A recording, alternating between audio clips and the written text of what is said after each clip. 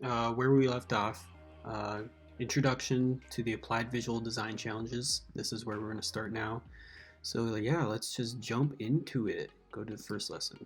Applied visual design, create visual balance using the text align property. Here they just want us to put text align of stuff, which I already did. Text line center, text line justify. So adjust the width of an element using the width property. Here we just want to set the width of the full card to 245 pixels. And now it looks like that. Alright, adjust the height of an element using the height property. Here we just want to add a height property to the H4 and make it 25 pixels. Pretty simple. Use the strong tag to make text bold. Here we want to just wrap a strong tag around Stanford University. So strong makes things bold. So that's what I'm gonna do here. Do not include the period. And now it's bold. Alright, use the U tag to underline text.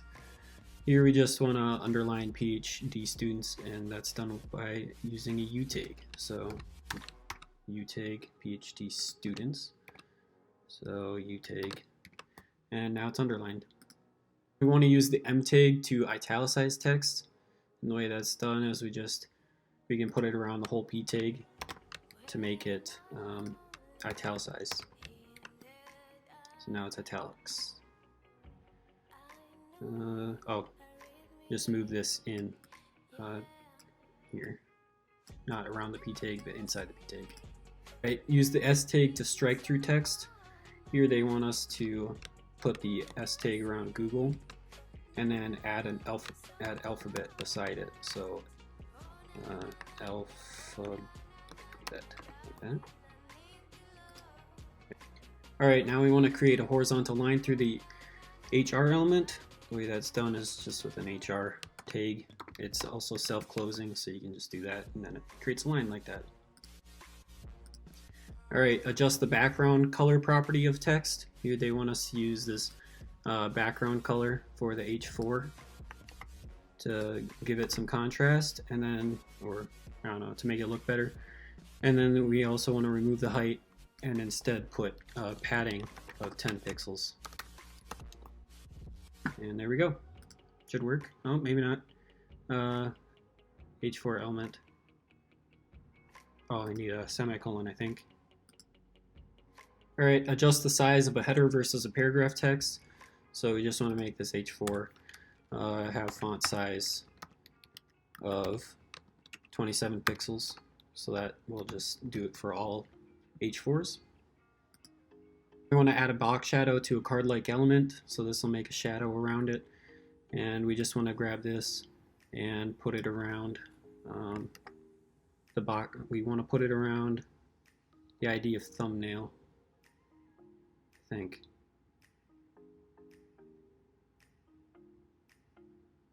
We want to put in an ID of thumbnail, I guess. Thumbnail, and then add this. So yep, now there's a shadow around it. That's cool. We want to decrease the opacity of an element, so just go into links and put opacity. So this is how much we can see through it. 1, you can't see it through it at all, and 0, you can see through it fully. So yep, there's the text transform property to make text uppercase. This is done with the text transform, and then just like uppercase. So transform, and it should be uppercase, maybe, oh, it worked. Let's see if it works. Set the font size for multiple heading elements. Here we want to set different font sizes for all of these, so I'll get back to you when I'm done with that. Alright, there we go. I set different font sizes for all the headings, and there we go. Now we want to set the font weights for multiple heading elements, so same thing as the last challenge except with font weight. There we go, I set the font weight for all of these headers. Let's see if it works. Yep. Now we want to set the font size of this paragraph text, so just change this 10 to a 16. Now we want to set the line height of paragraphs, so we'll just do line height here of 25 pixels. And yeah, that spaced them out, so cool. All right, now we want to adjust the hover state of an anchor tag. The way that's done is by doing a colon and then you do hover. And then we can just put color blue so that when they hover over the link, it becomes blue like that. There we go. Now we want to change an element's relative to position. So here they want us to make this H2 position relative and then move it a little bit. And by doing top 15 pixels, and then it should move down. Yep, there we go. Move a relatively positioned element with CSS offsets. So basically like the other one, we want to move it 15 pixels to the right. So I think we can do left 15 pixels and that'll move it to the right, and then 10 pixels up, so bottom 10 pixels, and that'll move it up. Let's see if that works. Yep. Want to lock an element to its parent with absolute positioning, and so we want to have position absolute, and we want to top and right of 50 pixels, and right of 50 pixels. So there we go. Now we want to lock an element to the browser window with fixed positioning. So a lot of times this is used with nav bars to keep them in place. So we can do fixed here, and then we want to have top and left of 0. I don't know if you need the pixels part, but I'll just keep it, and then so when I scroll it stays up there. I want to push elements left or right with the float property. So here they just want us to put float left and float right on each of these. So that's pretty easy. It just pushes them over to the right sides that they specified. So we want to change the position of overlapping elements with the ZIndex property. So here we just want to add ZIndex to this and give it a value 2, so then it covers the blue. There we go. We just want to center an element horizontally using the margin property. If we set margin to auto, then it automatically centers it for us. So that's pretty cool. So learn about complementary colors. So some complementary colors hex codes are these, and they work well together.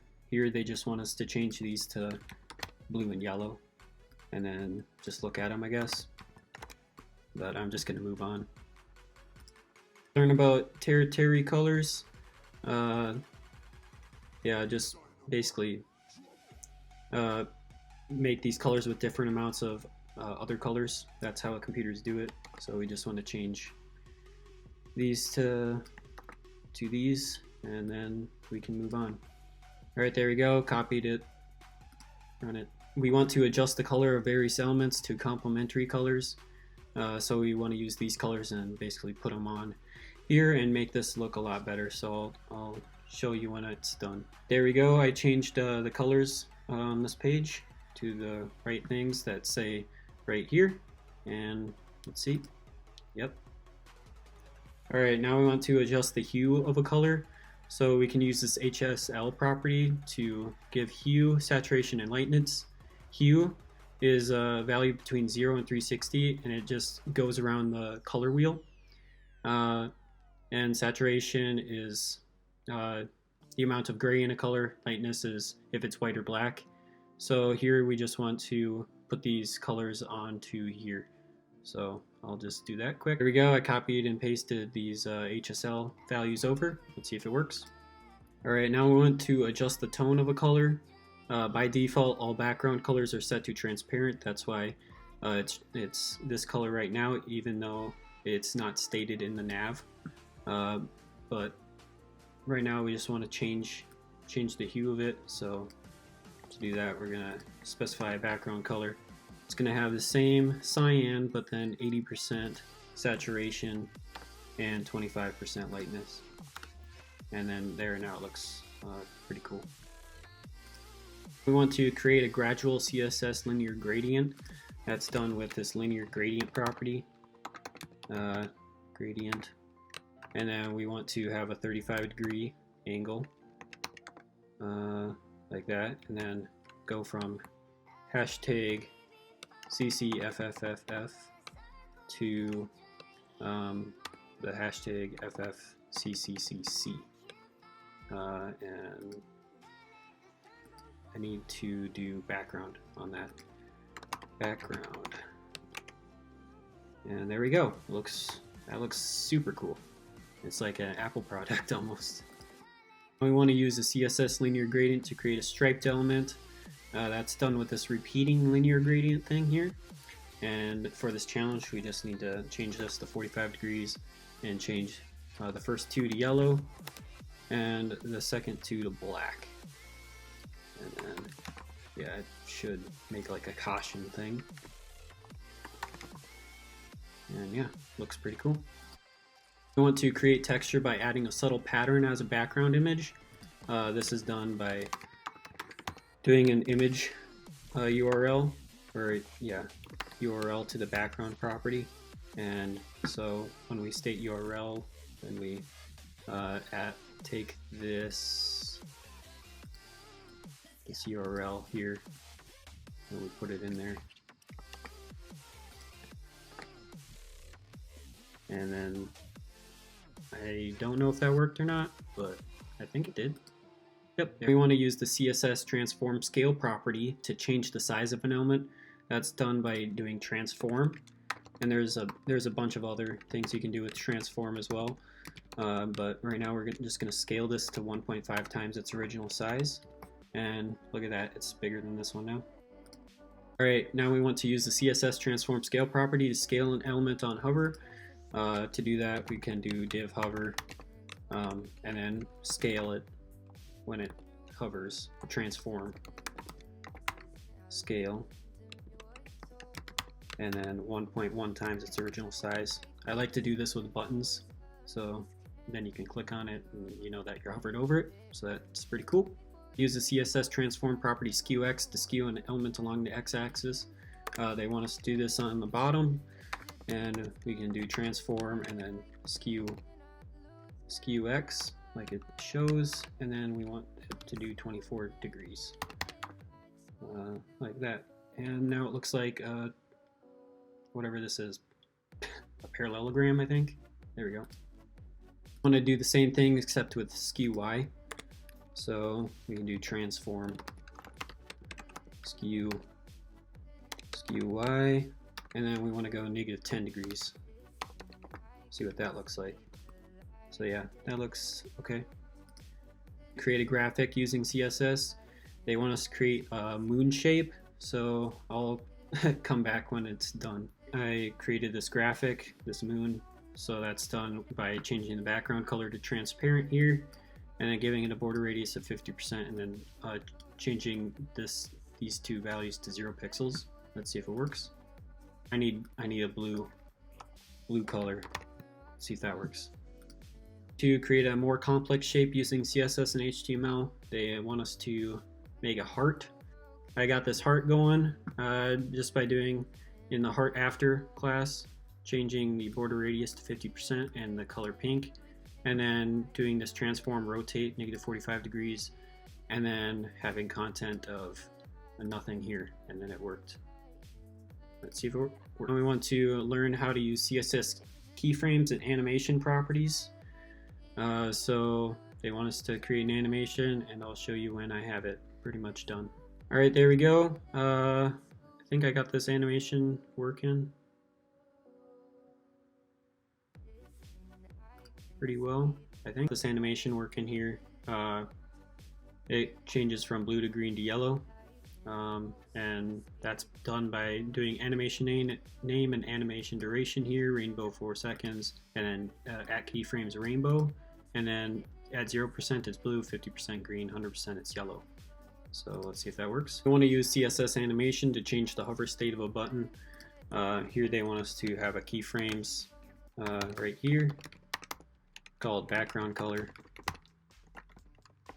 and then have it be when it's 100% done, have it be background color, or yeah, background color of this this hex value right here. This hex value. If I can copy it. Let's see if that works. Yep, it does change. We want to modify fill mode of an animation. So this is so that it stays that color when I hover over it. So forwards. Animation fill mode forward, so that now it stays this color. I want to create movement using CSS Animation. It's doing it. It was doing it right now, but you'll see when I put these in here. They want us to have a left. Yeah, see, now it's moving. Now we have 25, or it starts at 0, and then it goes left 25 pixels here, and then negative 25 pixels at 100%. 25 pixels. And then there we go, now it looks pretty cool. Now we want to create visual direction by fading an element from left to right. So we want to take this and have the opacity change at 50% to 0.1. So now it fades out, basically. Alright, animate elements continually using an infinite animation count. This is what I would use mostly, because that way it just keeps going forever and ever, and that's pretty neat. Alright, now we want to make a CSS heartbeat using an infinite animation count. So we just want to have an animation count that is set to infinite for both back and for heart. And there we go. Should work. Oh, animation iteration count. Iteration.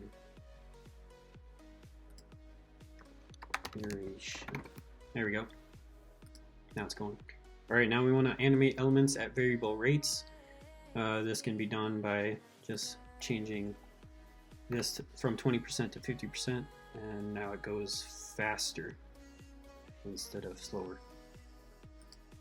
Now we're going to animate multiple elements at variable rates.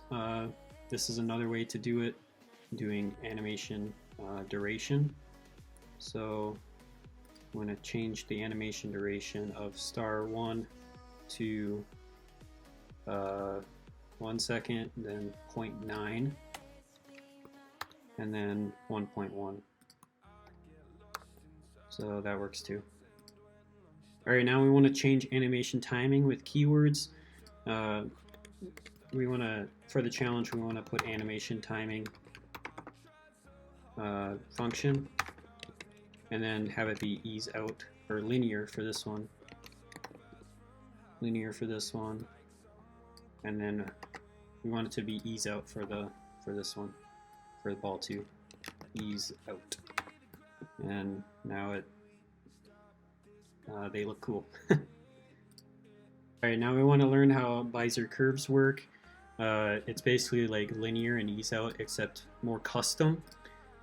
So here we just want to use this and change ball 1 to use this cubic Visor property instead of linear, and see what that one looks like. So yeah, maybe a little bit different. So let's try that out. Alright, use a Visor curve to make a graphic.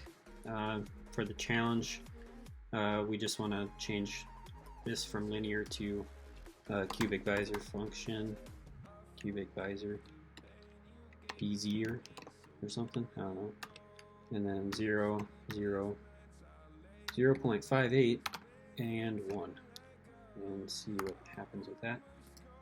So yeah, now they're the same. So doing this is the same as ease out. Alright, now we want to make motion more natural using a Visor curve. So for this one, we want to change the green one to have these values instead. So I'll just copy and paste this over, and we'll see what happens. So now it's a lot better. And there we go, we completed that part of FreeCodeCamp. Next we're going to go to Introduction to Applied Accessibility Challenges, but that will be for another video. So thanks for watching. See ya.